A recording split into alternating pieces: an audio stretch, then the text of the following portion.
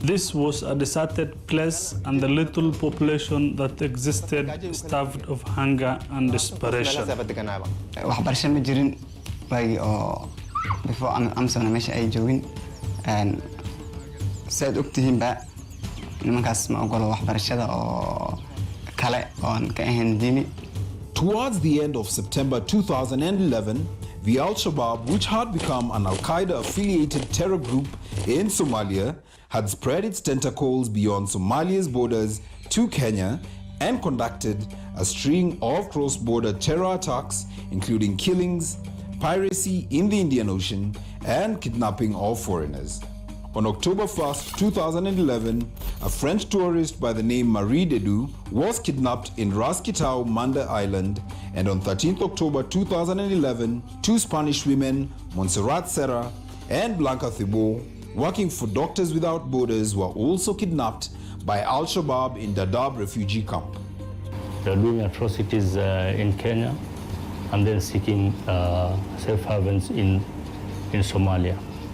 This is what informed KDF's incursion into Somalia by invoking the right to self-defense under Article 51 of the United Nations Charter. We will defend our territorial integrity through all measures necessary to remove Al-Shabaab not only from our country, but even closer to our country. We have to seek them from their bases in Somalia.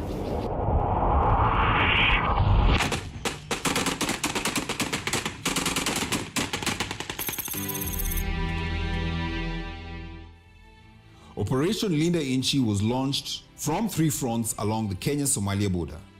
In the northern subsector, it was through Elwak. In the central subsector, the KDF troops began the advance from Liboi, and in the southern subsector, they advanced through Ras Kamboni. The troops in Elwak advanced in that axis and liberated Dif, Gerile, Burahache, Elade, Busar, Fafadun, and Badere.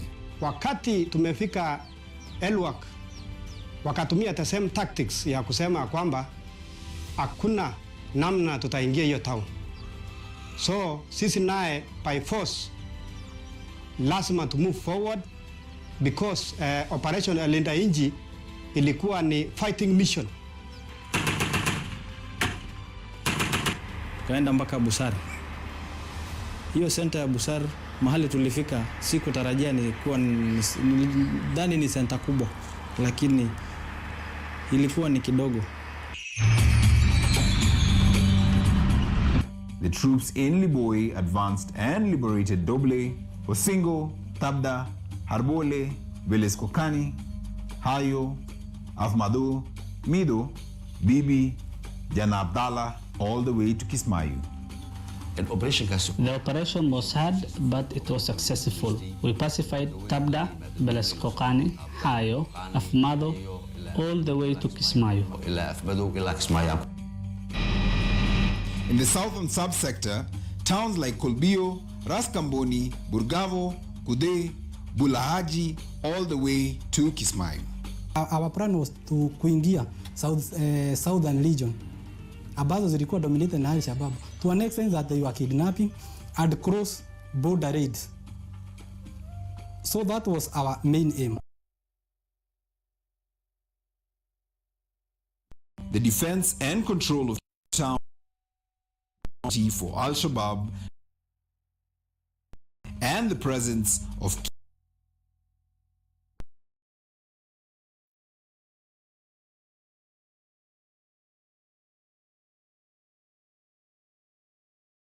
About Kismayu was the fact that it choked the Al-Shabaab financial muscle.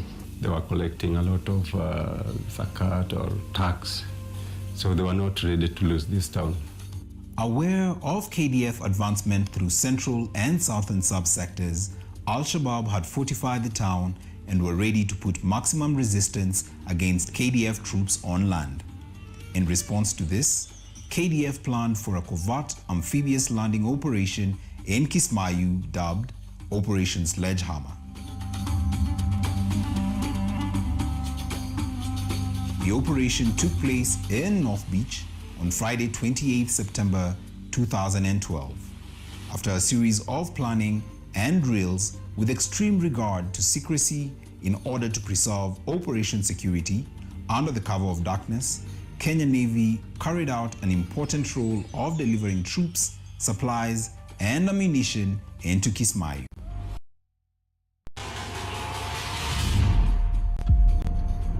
Operation Sledgehammer was considered a turning point in the KDF's war against Al-Shabaab and indeed the entire peace effort spectrum in Somalia as it got the enemy by surprise.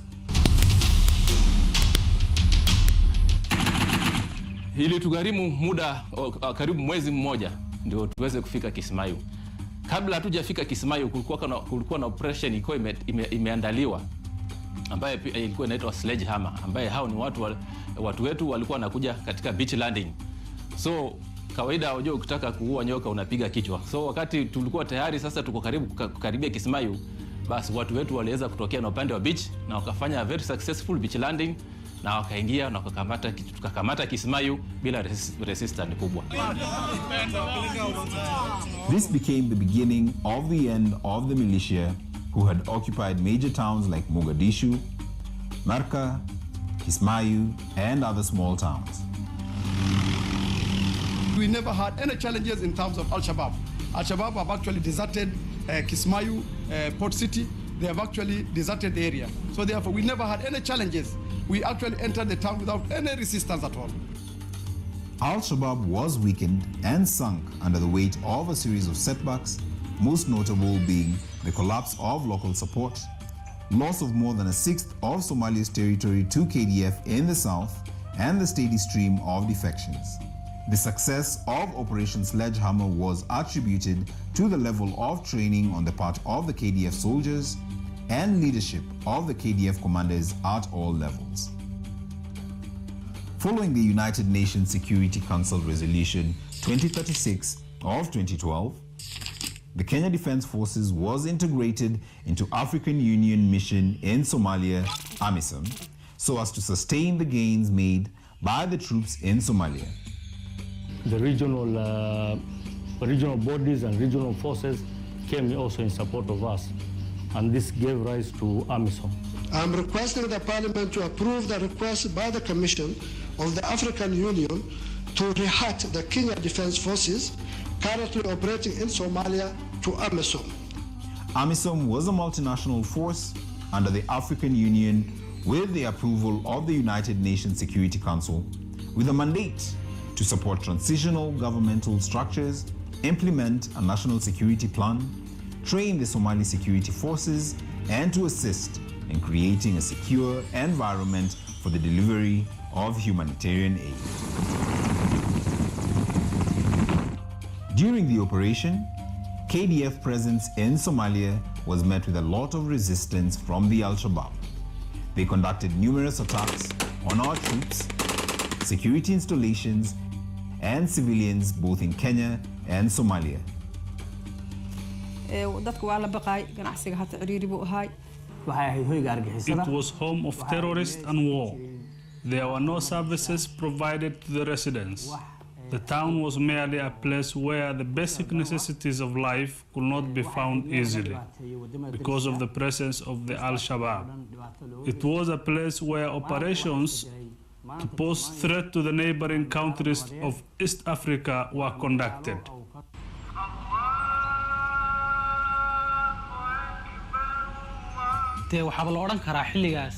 When Al-Shabaab controlled this town, there were no development in aspects such as healthcare, education, and communication. This place was dull and gloomy.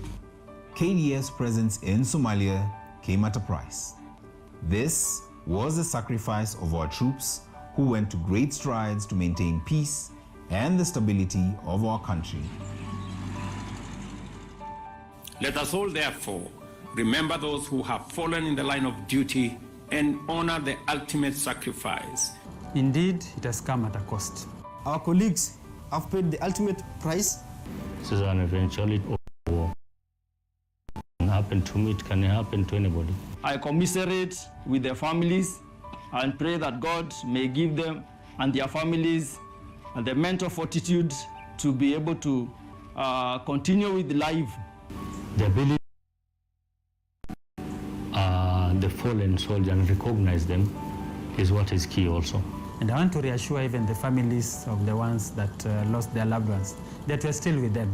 KDF is still, they're still members of KDF, and whichever support that they require, we'll always endeavor to support them.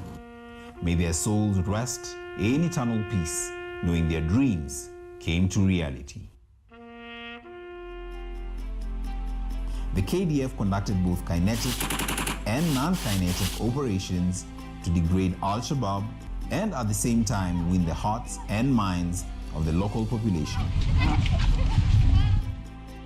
The KDF engaged the public through civil-military cooperation, and some of the interventions included delivery of medical aid.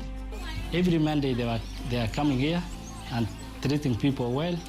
They treat civilians, and also if they see a critical case, they just refer them to level 2 hospitals, double. Opening up of main supply routes, renovations of airstrips. Currently, the Kenyan Defence Forces engineering team is working on the renovation of the airstrip. This contributes to the security of the airstrip.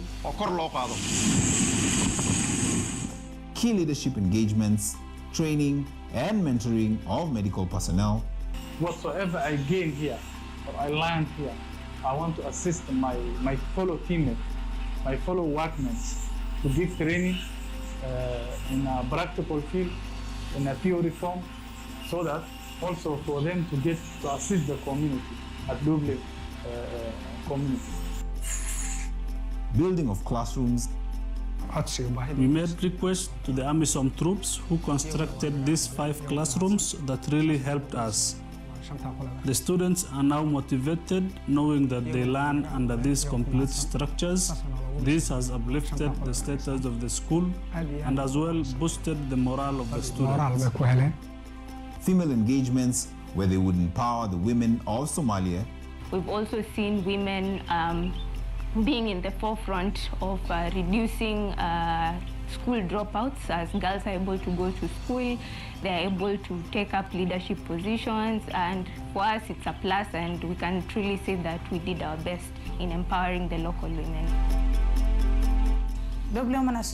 Double Women Youth and KDF ATMIS troops work closely together to improve, empower, and raise the skill level of young girls in Double. The ATMIS female engagement team promote and transfer the skills and knowledge that they have to the girls in Double. Provision of water and drilling of boreholes, regular humanitarian aid like provision of foodstuffs, and participating in sporting activities to promote coexistence. We appreciate the KDF fraternity for the beautiful game that we regularly play. This opportunity brings together the locals and the KDF troops, raising cooperation that exists between us. We look forward to future engagements like this. After 11 years of stabilizing the region, there was a need for change of the mandate of the troops in Somalia, as Al-Shabaab activities had been already suppressed in the region, bringing peace in various towns, which led to the formation of the African Union Transition Mission in Somalia, ATMIS.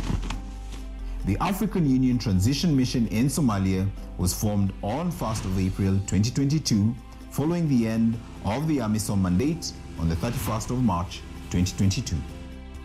The mission focused on both military and institutional autonomy of the Somali government.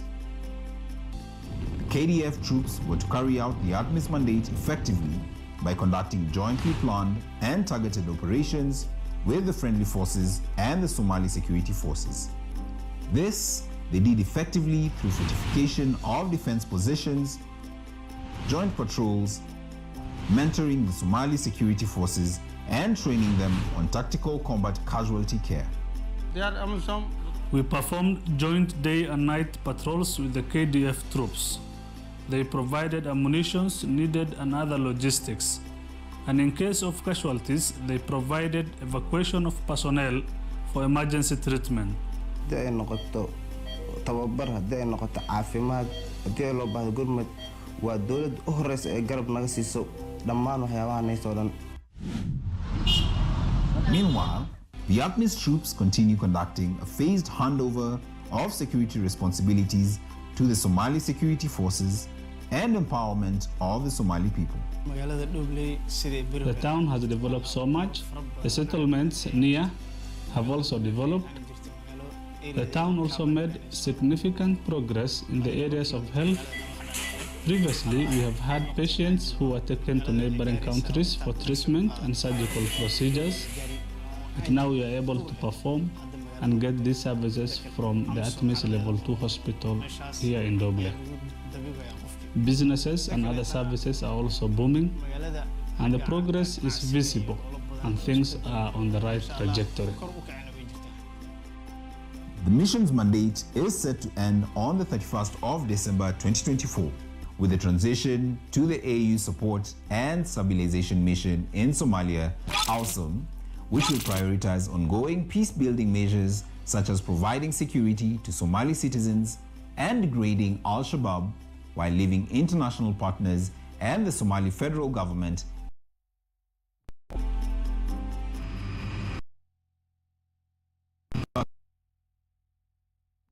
Somalia much better and brought back hope to the residents, made it possible for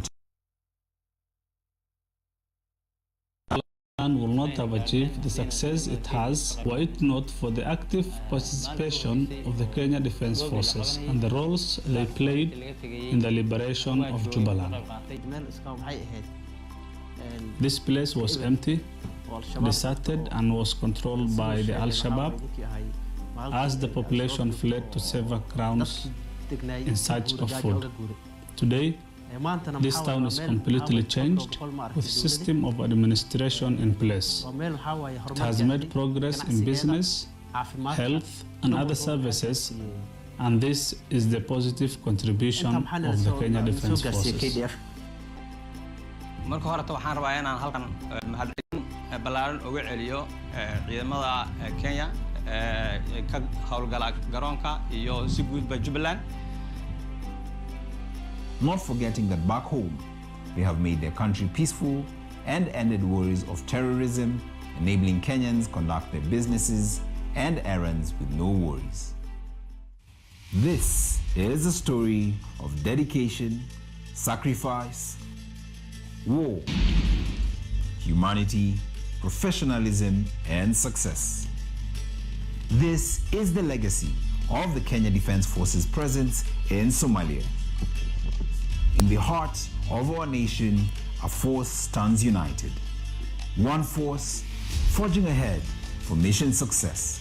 The Kenyan Defence Forces, a mission-capable force deeply rooted in professionalism.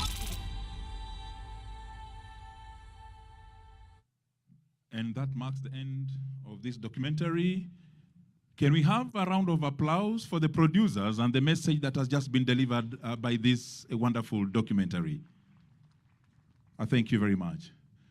Yes, ma'am, ladies and gentlemen, before we proceed, I wish to recognize the presence of our strategic partners, Safaricom, Postbank, Cooperative Bank, and other strategic partners who have sent us a message of goodwill on this commemorative day.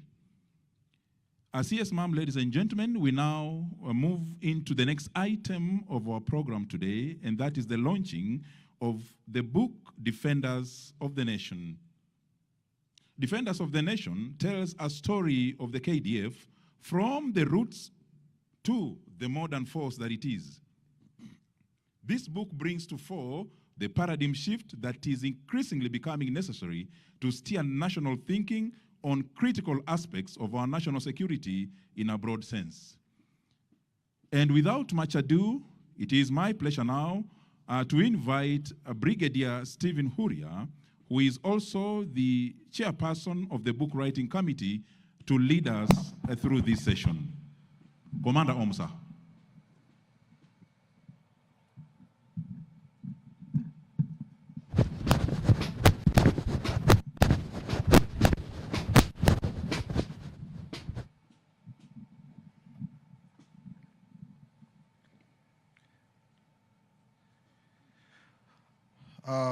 Madam Cabinet Secretary, Ministry of Defense, the Attorney General of the Republic of Kenya, Chief of Defense Forces, Principal Secretary, Ministry of Defense, Vice Chief of Defense Forces, Service Commanders, Inspector General, National Police Service, General Officers, both serving and retired, senior officers, service members, our families, distinguished guests, ladies and gentlemen. It is my honor to stand before you today for the excerpts reading from our newly completed work, Defenders of the Nation. On behalf of the entire KDF book writing team, I extend our heartfelt gratitude to everyone who played along in bringing this book to fruition. This remarkable project is the culmination of countless hours of dedication, and it would not have been possible without the steadfast support of our Cabinet Secretary, our Chief of Defense Forces, and all those who contributed tirelessly to this endeavor. In this era, when narratives shape perceptions, and the stories of bravery and sacrifice can easily be overshadowed by the noise of a fast-paced world, it became necessary for the KDF to tell its story, our story, in our own words. The need for this book arises from the essence of who we are as a defense force.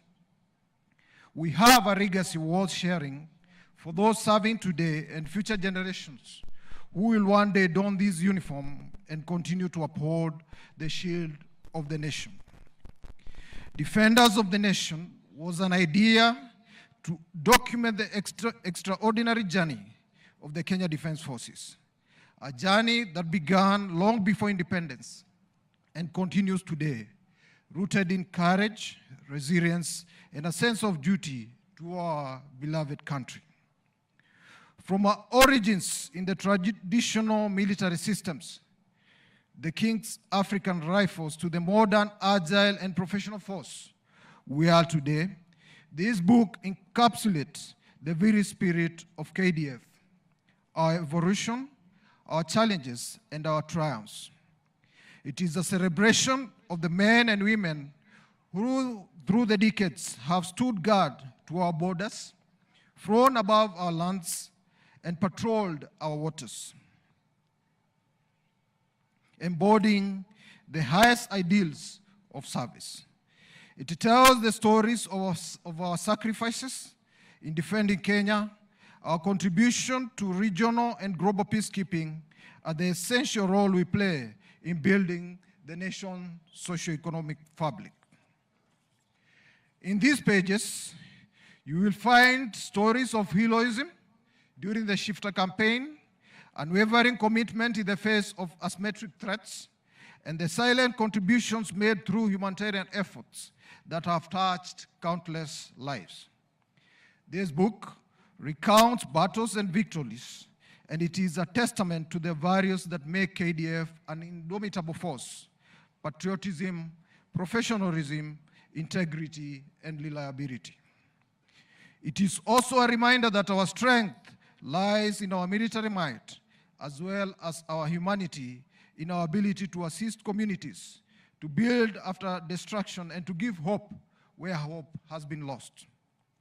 Today, as we gather here for KDF Day, it is only fitting that we launch Defenders of the Nation, for it is on days like this that we reflect the sacrifices made by our soldiers, the paths we have forged, and the secure future we are building together.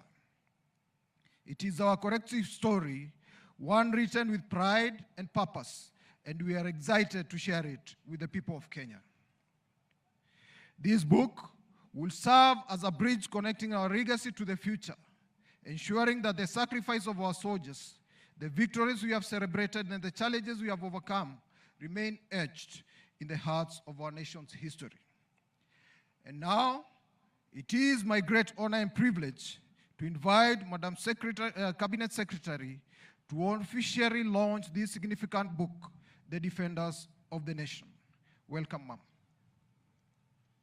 as our chief guest goes to launch this book, I kindly request that the Chief of Defence Forces, the AG, the PS, the VCDF, the IG, and the service commanders will join our chief guest in launching this book. Our chief guest, ma'am, we are going to have a fanfare and a countdown from 5 coming down. I expect that those who are showing it on the screen to be on standby so that when we reach 0, we shall have the fanfare, and at the same time, our chief guest will be able to press the button on the same studio.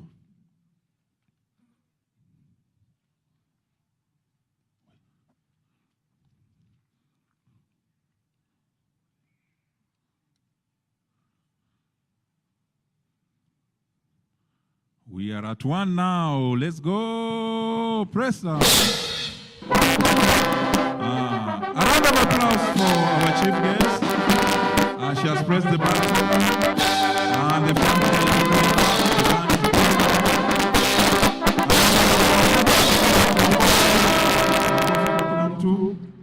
mgeni wetu wa heshima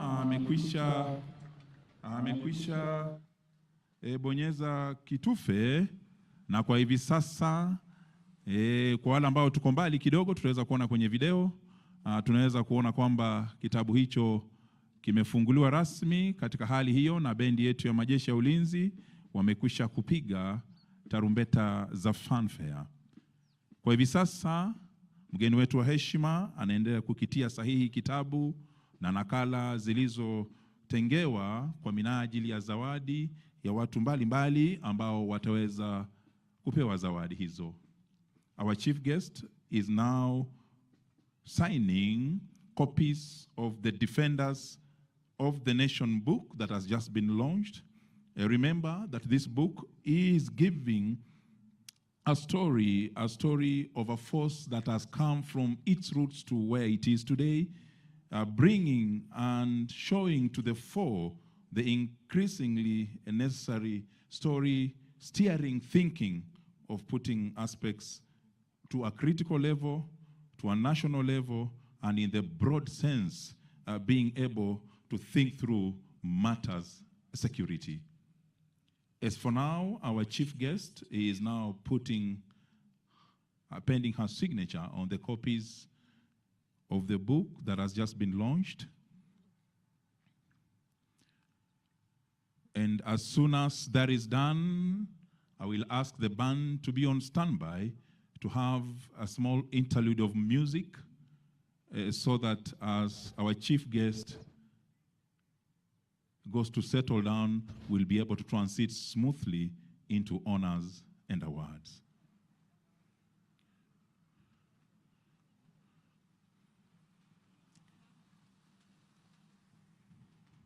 Kwa hivi sasa, mabibi na mabwana, kinachoendelea ni kwamba mgeni wetu wa heshima, mgeni wetu rasmi amekwisha tia sahihi nakala ya kitabu na nakala ya vitabu hivi vya Defenders of the Nation, na kwa hivi sasa anapigwa picha ya kumbukumbu na wakuu mbalimbali waliomsindikiza kwenye shughuli nzima hii. Kwa hivyo punde tu atakapomaliza atakwenda kuchukua nafasi yake, atulie. Atakapokuwa ametulia, bendi watatupa kibao, bendi ya wanahewa watatupa kibao ili tuweze kujipanga vizuri, na wale ambao mnahusika na honors and awards muwe tayari ili tukaweze kuingia kwenye kipindi hicho.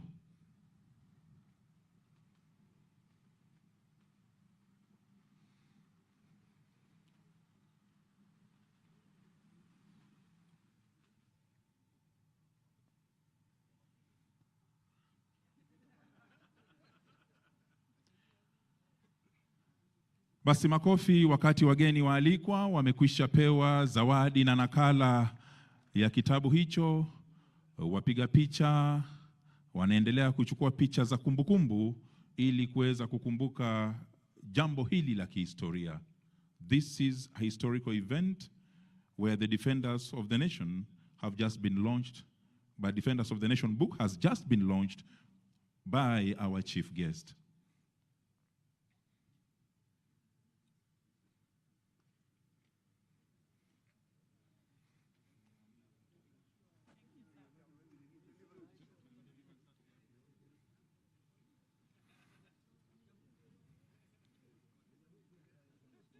Basi shughuli nzima hiyo imekwisha. Tumpe makofi mazuri mgeni wetu rasmi anapokwenda kuchukua nafasi yake ili tuweze kuendelea. Asante sana mgeni wetu heshima, mgeni wetu rasmi, asante sana kwa kupata nafasi ya kujiunga nasi na pia kuweza kutuzindulia kitabu hiki kinachoitwa Defenders of Nation. Na ningeuliza sasa bendi yetu ya wanahewa mtupe kibao tunapotulia na kujipanga kuweza kuingia kwenye kipindi kinachofuata. Thank you very much. What shall we do? What shall we do?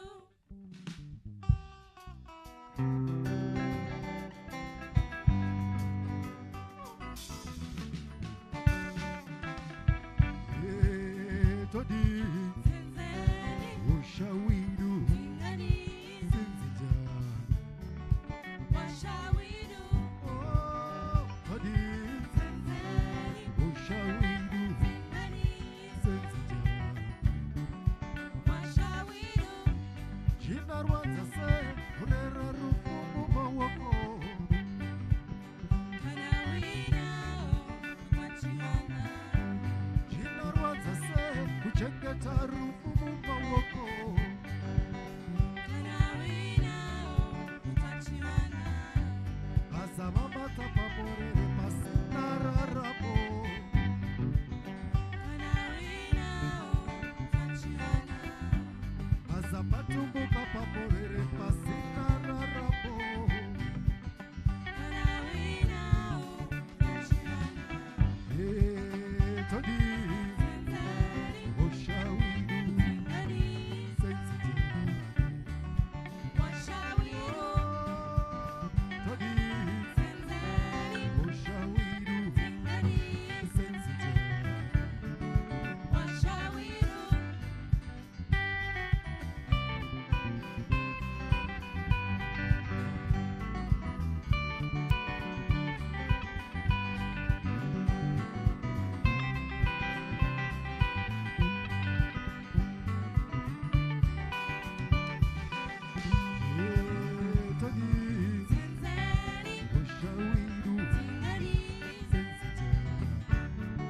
What shall we do? Todi. What shall we do? What shall we do? Thank you very much. Thank you very much, our beautiful band.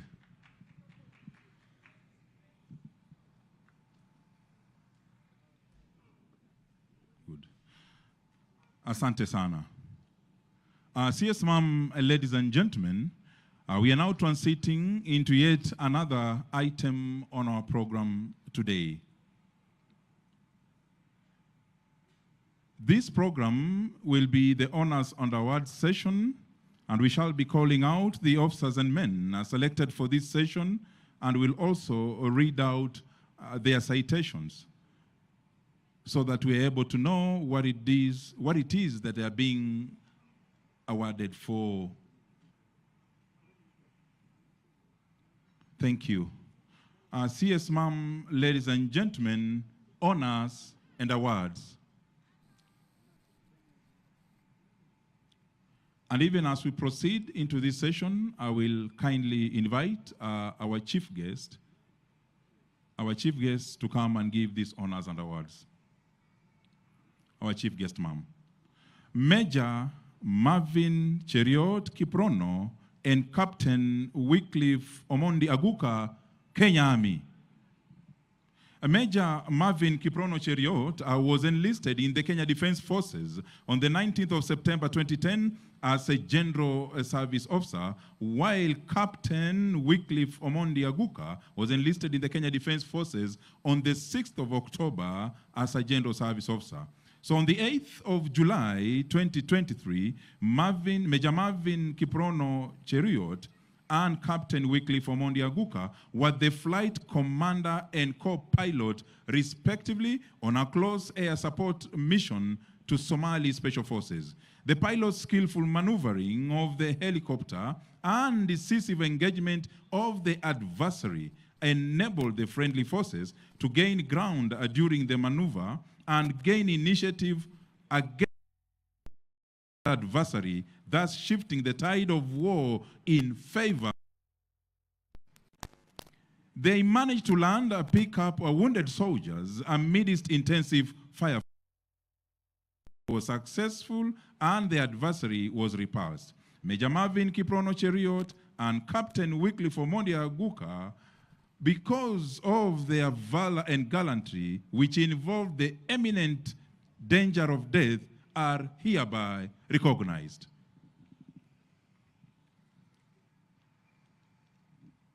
Makofi kwa wanapokuja mbele.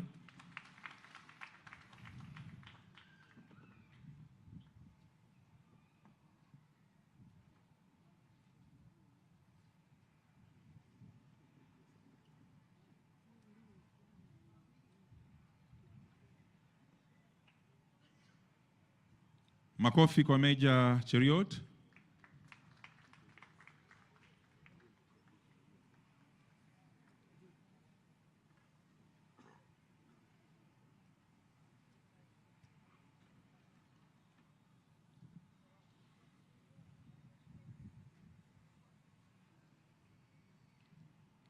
Thank you very much. A round of applause for him.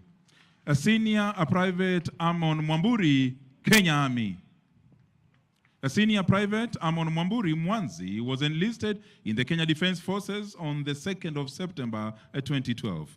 So on the 29th of September 2023, while deployed for the African Transition Mission in Somalia, he played a crucial role that led to the successful repulsion of a surprise attack on the forward operating base by crawling from his trench into the armored fighting vehicle, steering it towards the designated firing position under fire.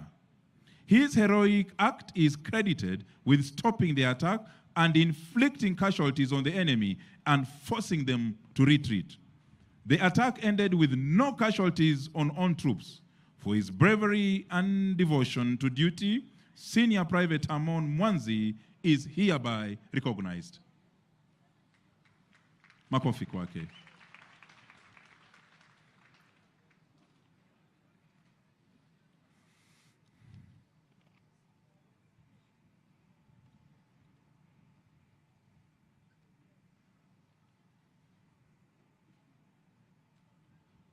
Thank you. Another round of applause for Mwamburi. Warrant Officer, Class 1, Christopher Kipkoech Kipsoi, Kenya Air Force. Warrant Officer 1, Christopher Kipkoech Kipsoi, was enlisted in the Kenyan Defence Forces on the 4th of May 1990. In August 2023, Warrant Officer 1, Christopher Kipkoech Kipsoi, was then the Warrant Officer in charge of the Precision Measuring Equipment Laboratory, PMEL, together with a team of personnel from the section. He managed to modify the press calibrator and used to calibrate aircraft weighing kits. The calibrator became cumbersome and hard to use to operate at some point. So the modification was done at a very minimal cost to service and the Kenya Defence Forces. Therefore, Warrant Officer 1, Christopher Kipkoech Kipsoi, for his ingenuity and initiative, is hereby recognized.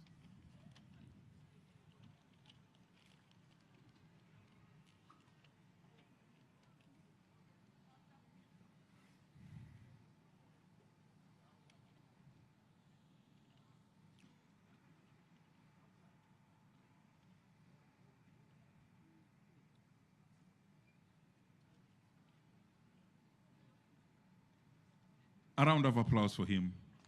Makofi tafadhali, asante sana. Senior Sergeant Patterson Kamau, Kenya Air Force. Senior Sergeant Patterson Kamau was enlisted in the Kenya Defence Forces on the 26th of February 2007. During the course of his duties, he collaboratively worked with a team of technical personnel to install the liquid oxygen nitrogen plant, which had encountered compatibility issues with the existing facilities. The liquid oxygen could not be transferred to the oil tanks for storage due to different couplings, and it was not possible to charge one cylinder at a time, since the plant had a multiple station manifold. So the modifications were a thorough breakthrough in that it involved rigorous research, selflessness, meticulous work, and a lot of involvement. This initiative saved the country and the service a lot of money and ensured that the plant was serviceable. For his innovativeness and diligence, Senior Sergeant Patterson Kamau is hereby recognized. Makofi anapokuja kuchukua zawadi yake.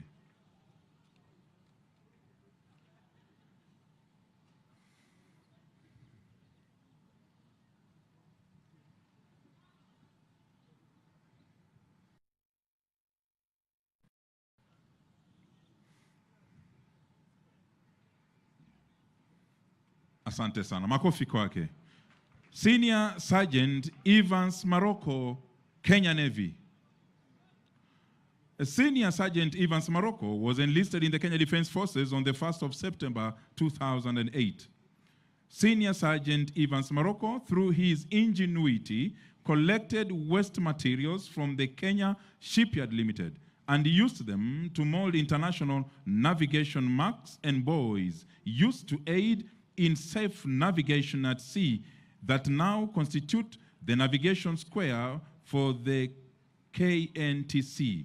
The square is now an invaluable training aid to all officers and sailor students in the Kenya Navy, and they can now learn practically what the navigation marks and buoys look like, which enforces the theory learned in class. For his exceptional service and outstanding devotion, Senior Sergeant Evans Maroko is hereby recognized. Makofi anapokuja kuchukua zawadi yake.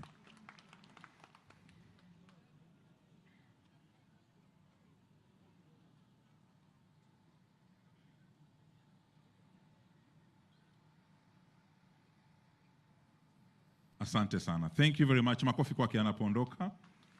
Senior Sergeant James Maina Kimani, Kenya Navy. Senior Sergeant Maina Kimani was enlisted in the Kenya Defence Forces in 2007. Senior Sergeant James Kimani was part of the team tasked to revive the Kenya Navy Jasiri 57mm Bofors and AK 630mm guns between October to December 2022. Through resilience and adaptability, Senior Sergeant James Maina Kimani and his teammates managed to operationalize the guns at a very minimal cost to the service and the Kenya Defence Forces. For his dedication to duty, Senior Sergeant James Maina Kimani is hereby recognized.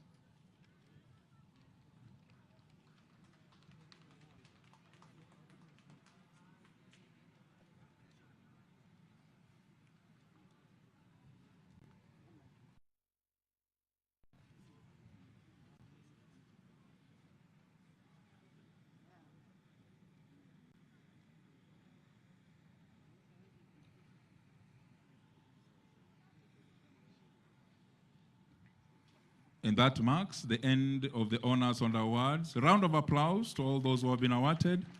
To all those who have been awarded.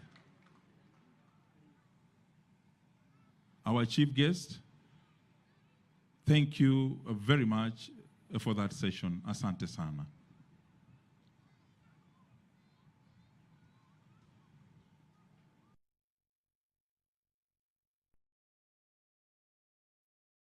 Kitakachofuata kipindi cha hotuba Kwa hivi sasa nitawauliza bendi mtupe burudani fupi tu tunapoendelea kujipanga kuingia ndani mwa kipindi hicho.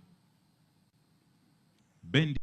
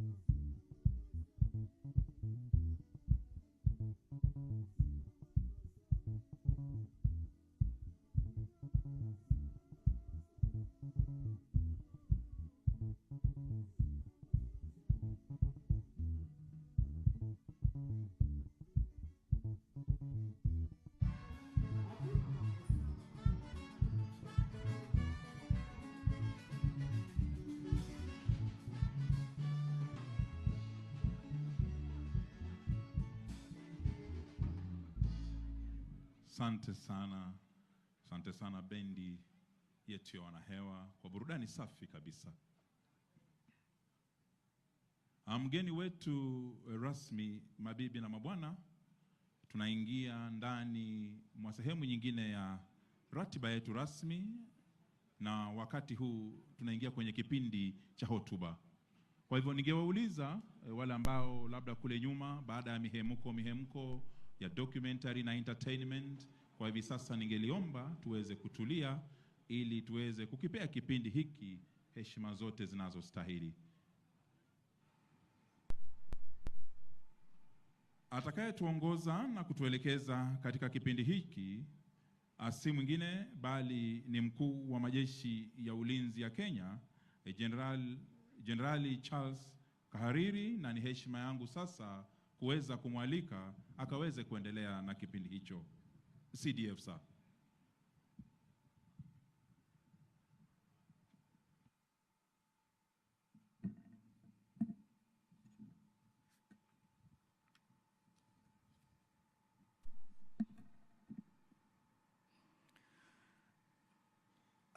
guests of honor, the Cabinet Secretary, Ministry of Defense, Honorable Soipan Tuya,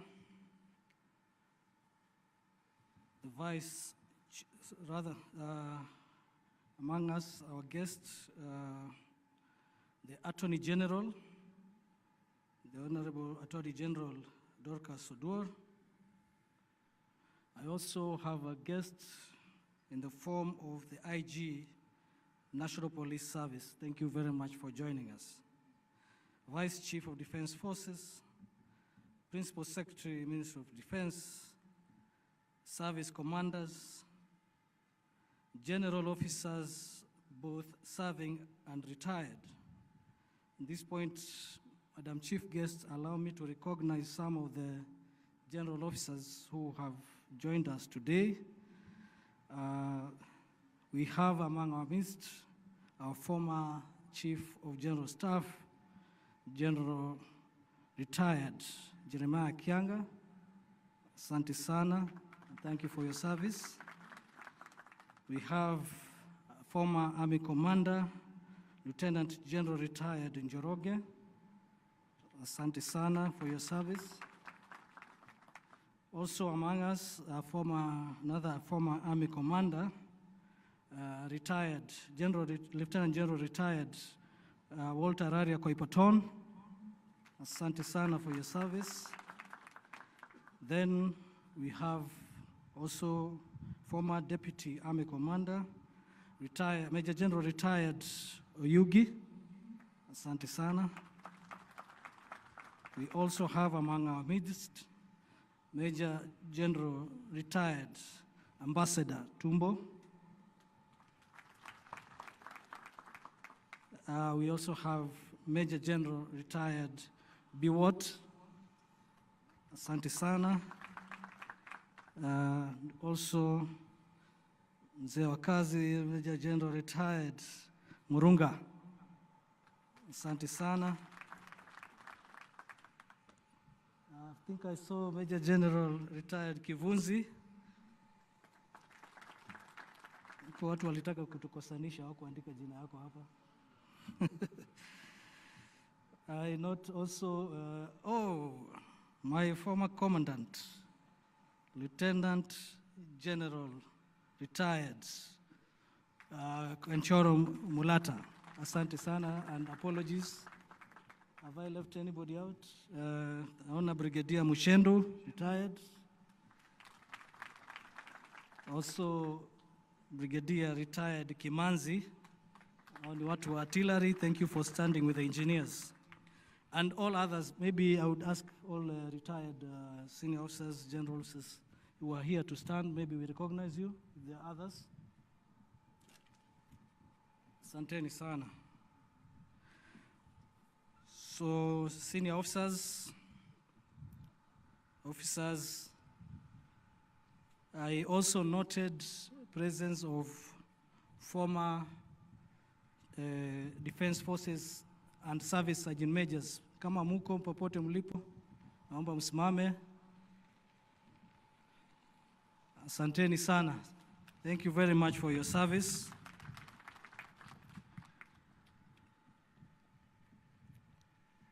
Fellow, also let me recognize the presence of defense attaches and defense advisors representing various countries, friendly countries. Thank you very much for joining us today.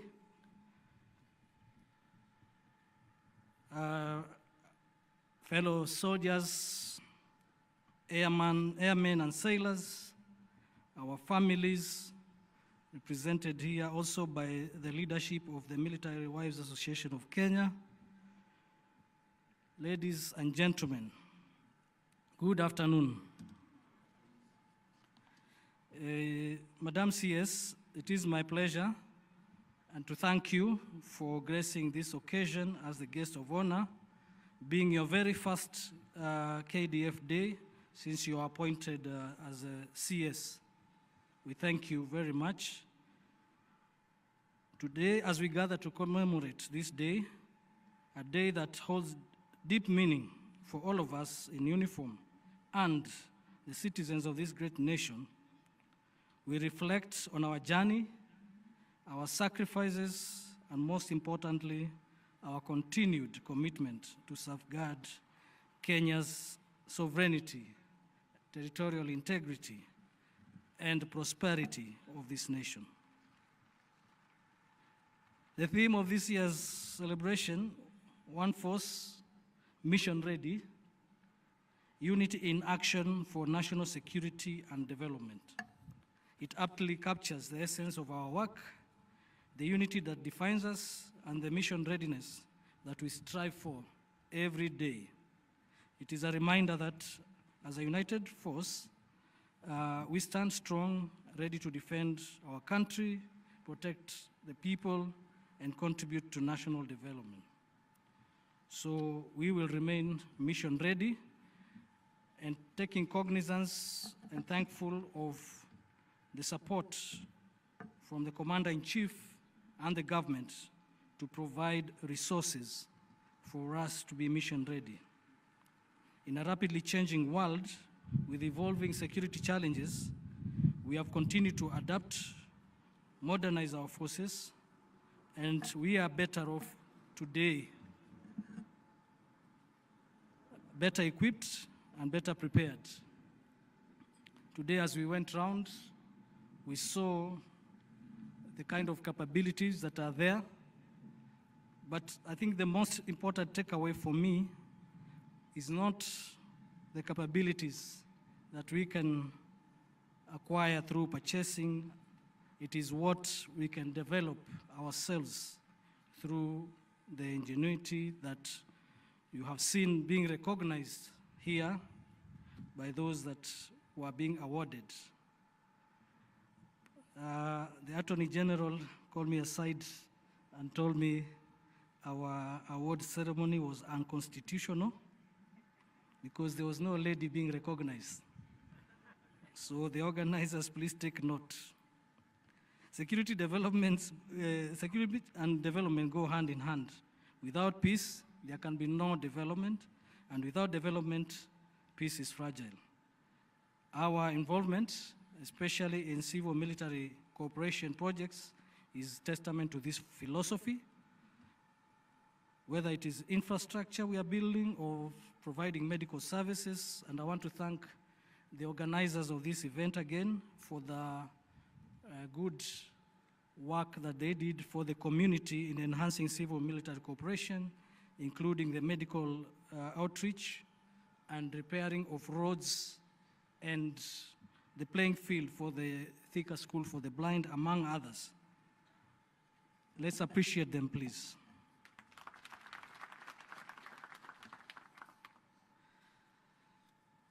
Fellow officers and service members, you are the embodiment of the values we cherish: loyalty, respect, duty, selfless service, honor, integrity, and personal courage. Some of these virtues were well articulated by, I think, is an inspiration to all of us. And please, let's recognize him for another round of applause. As he says, if Brayo can do it, why can't a soldier do it? Kwa hivyo, tuache sana kufikiria kwamba ukijikuta kwa tabu, unafikiria hiyo shida peke yake. We have been told there's an opportunity in every challenge, and you could see it clearly. So asante sana Brayo, na asante sana pia kwa Hamo kwa kutuongezea miaka kidogo, kwa vile tumecheka. But most importantly, the kids also that our school children that came and presented here, we really value and value you and encourage you that you spend your time wisely, especially during school holidays, on issues that will develop your character. KDF Day is a solemn occasion, and we have seen in the video there, it's a solemn occasion in which we celebrate the Kenyan soldier and is intended to ensure that the efforts and sacrifices,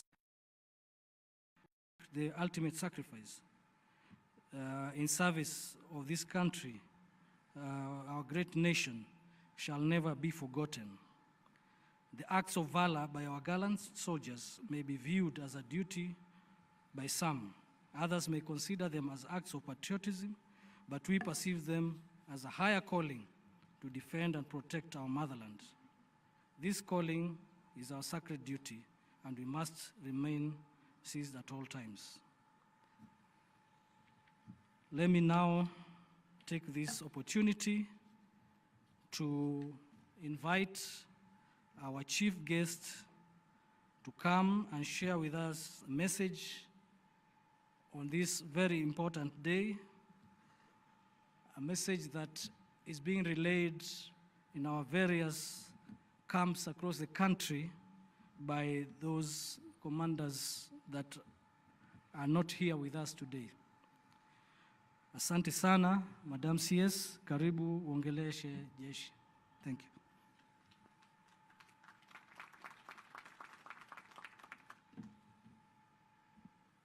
Thank you very much, CDF. Chief of the Defence Forces, Bravery, the Attorney General of the Republic of Kenya, Honorable Dorcas Oduor, the Inspector General of Police, Honorable Douglas Kanja, and we are really glad to have you join us today. It is of great significance for KDF. The Vice Chief of the Defence Forces, Principal Secretary, Ministry of Defence, service commanders, and I also take a great honor and pride to recognize our former generals and former senior and junior officers, or rather retired, led by our former Chief of General Staff, Jeremiah Kianga,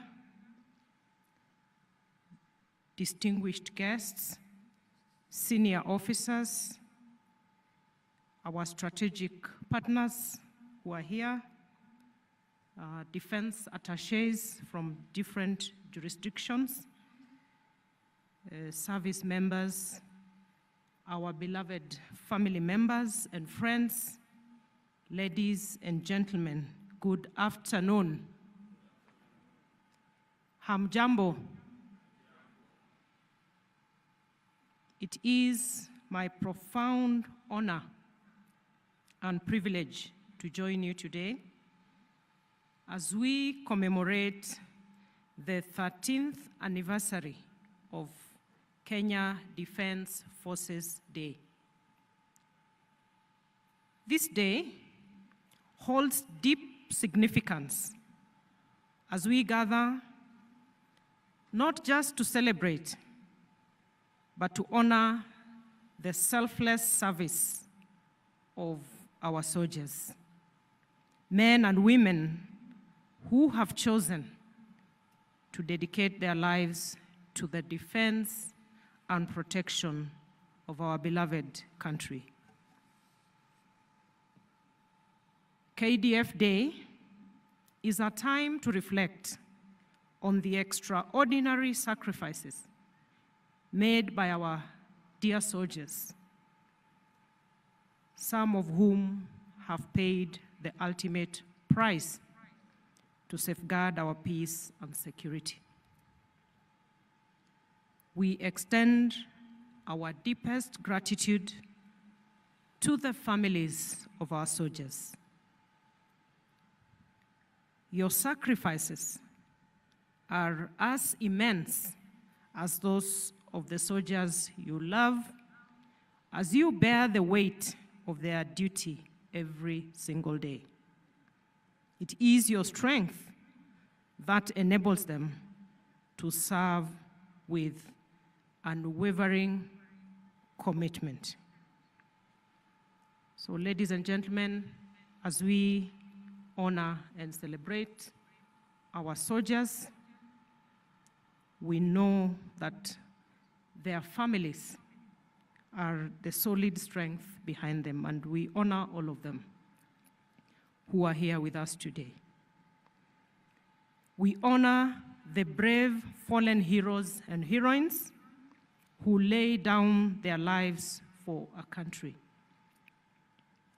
Behind each fallen soldier's name is a unique story, a grieving family, and a resilient community that takes great pride in the legacy they left behind.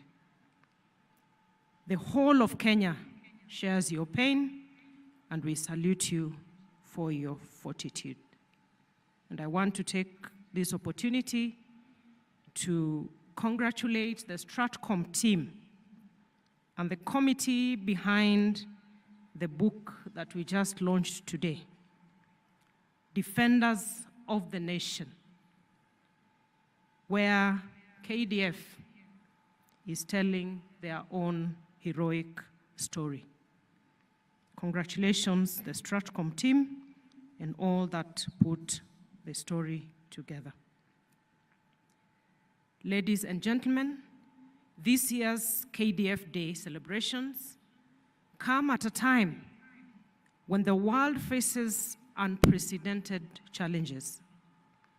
Threats such as terrorism, climate change, and regional instability are putting immense pressure on global security. The KDF stands at the forefront in cohesively responding to these challenges, protecting our borders, and maintaining peace at home, across the region, and globally.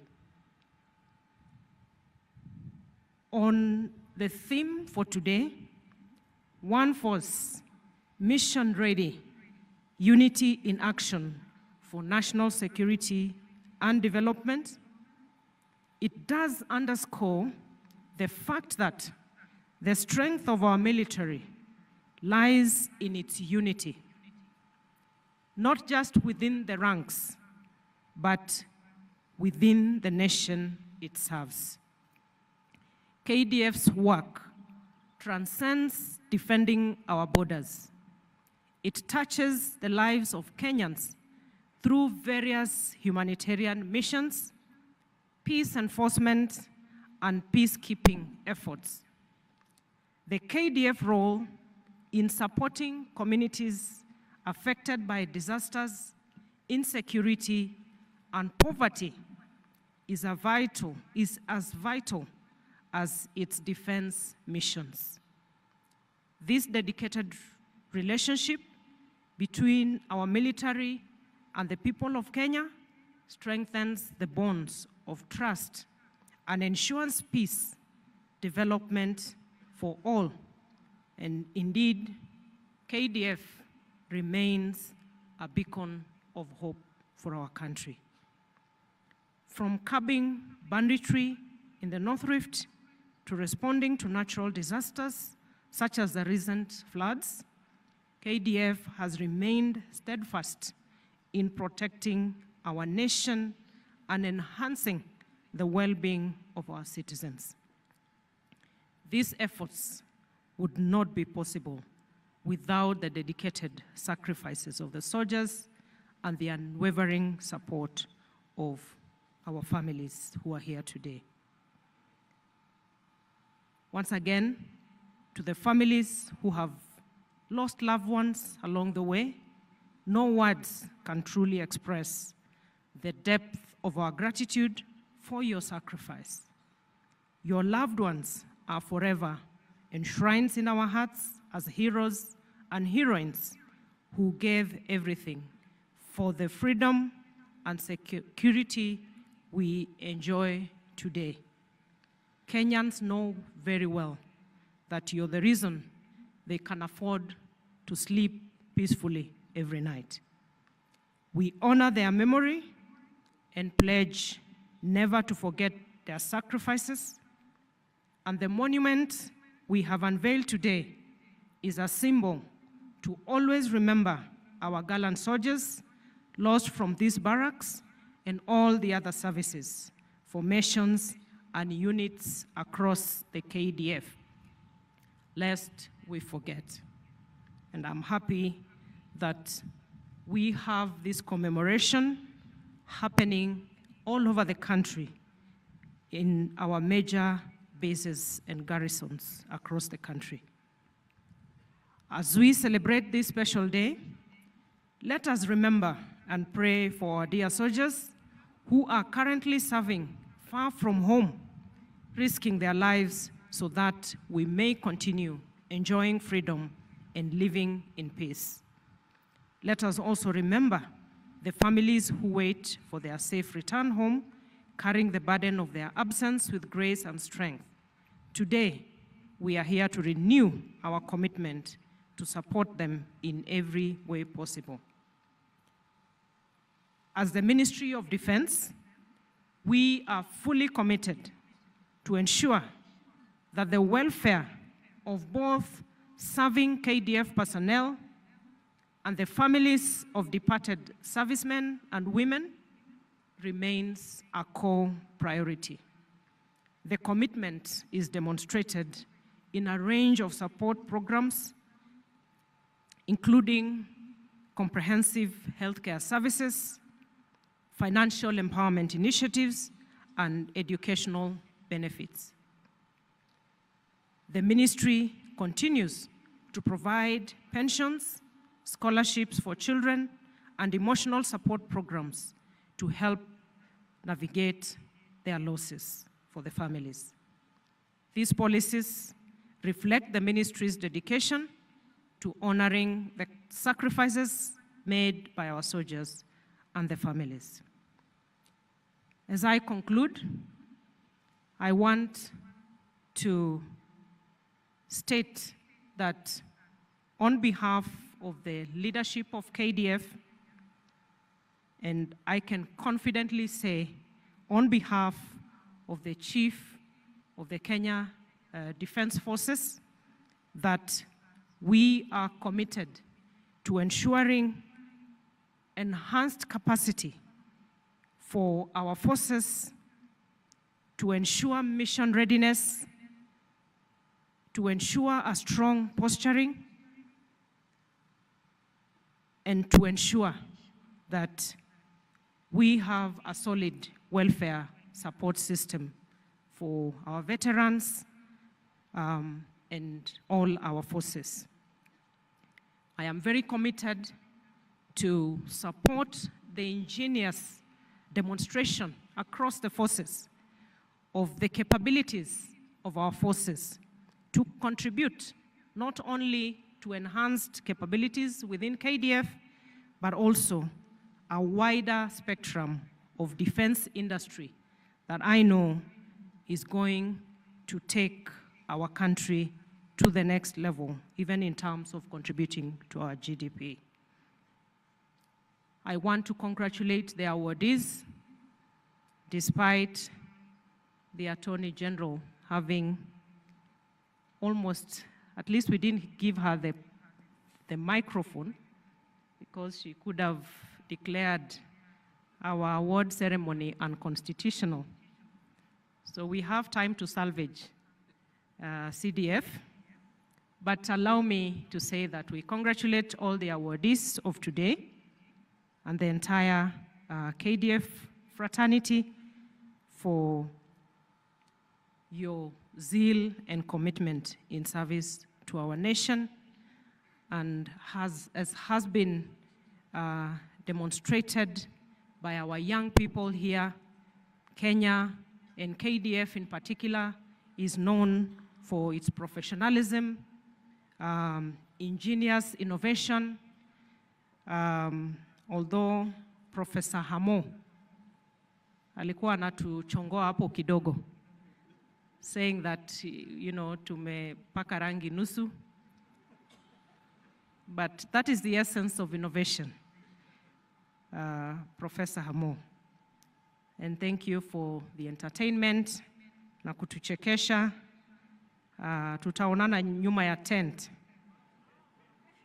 ndio tuweze kuona yale matakwa yako, how to progress them. And for our young people, thank you for the entertainment. Our little brother, Sami Brayo, you are the essence of inspiration.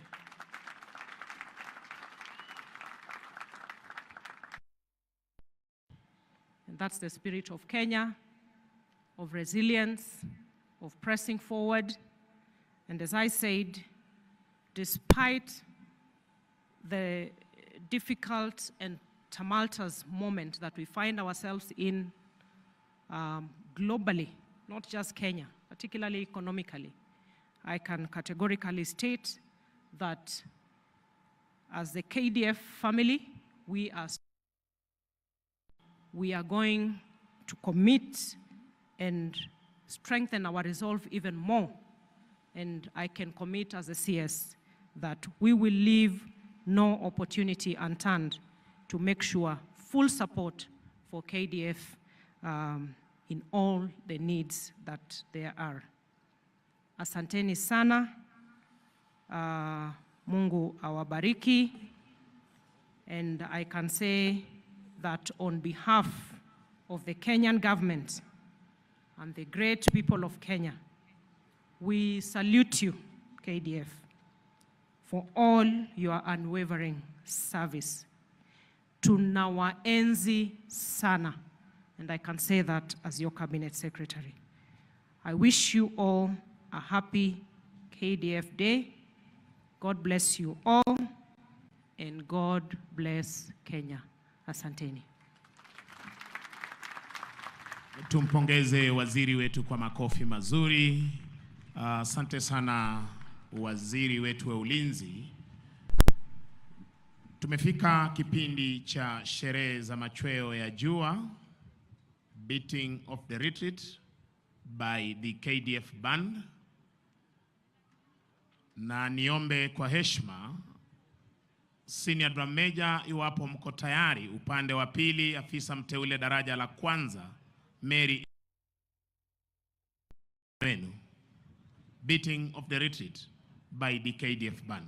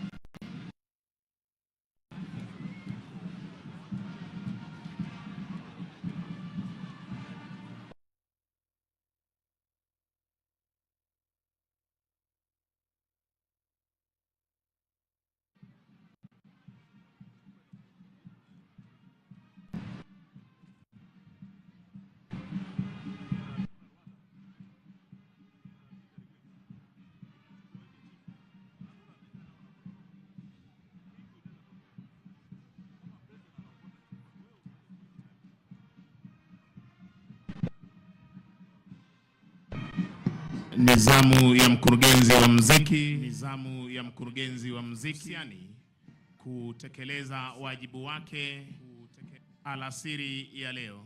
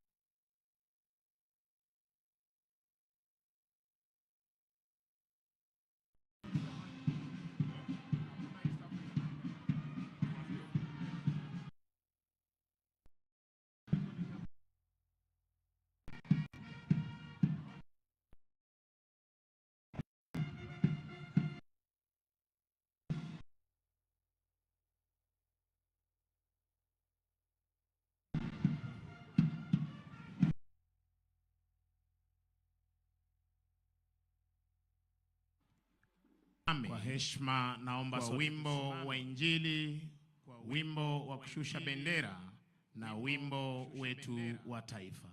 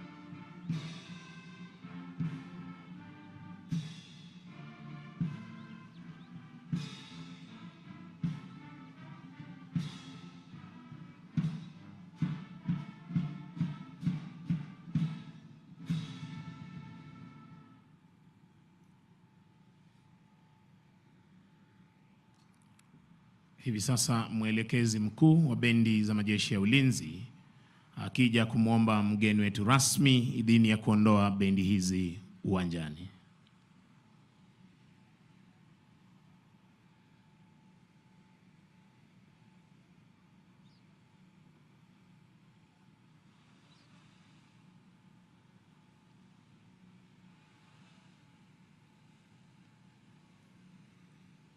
Asanteni, kwa heshima tunaweza kuketi tafadhali.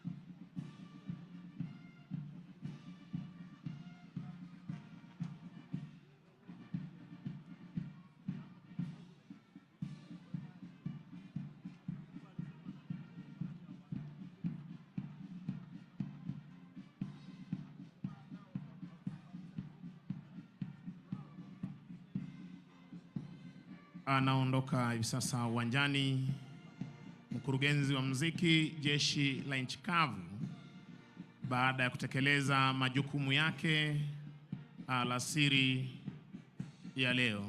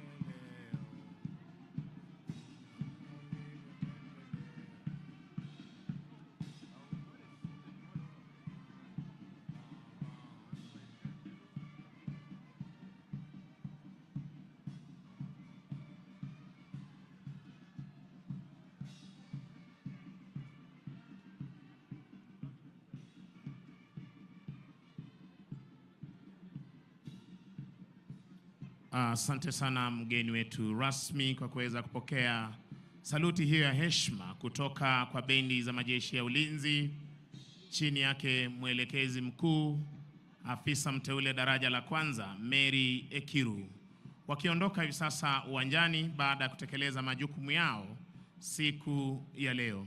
Mgeni wetu rasmi, tunaingia katika kipindi cha picha na nitaomba sote tuweze kutulia hadi kipindi hicho kitakapokamilika, kisha nitaweza kuwajuza wakati wa kufumukana mahali hapa tukielekea kwa mankuli. Nitaweza kumpisha mwenzangu Meja Justin Pamba aendeshe kipindi hicho cha picha. Welcome sir.